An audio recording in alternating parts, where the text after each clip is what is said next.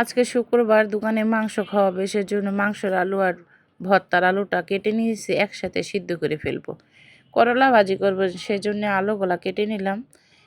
কিছু বেগুন কেটে নিয়েছি, বেগুনগুলা প্রতিদিন সিদ্ধ করি, ভর্তা করি, আজকে তেলে ভেজে তারপরে কাঁচা পেঁয়াজ, সরষের তেল, শুকনো মরিচ দিয়ে ভর্তা করে দেবো। এদিক দিয়ে সিঙ্গারা ভাজি কেটে নিলাম।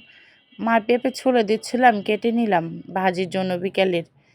এদিক দিয়ে মুরগিটা এনেছিল দোকানের, মুরগিটাও একসাথে আমি ধুয়ে কেটে নিলাম।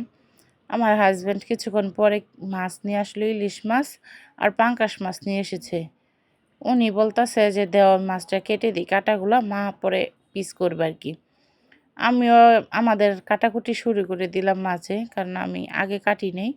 চাল কুমড়া দিয়ে ডাল রান্না করব, বেগুন ভাজি করব, মাছ ভাজি করব, আর সাথে আলু, বেগুন, টমেটো দিয়ে ইলিশ মাছ রান্না করব। এখানে পেঁয়াজ, কাঁচামরিচ কেটে নিলাম। তরকারিটা ধুয়ে ডালটা বসাইছি আগে, সে পেঁয়াজ দিয়ে ডালটা সম্বার দিয়ে নামিয়ে নিলাম।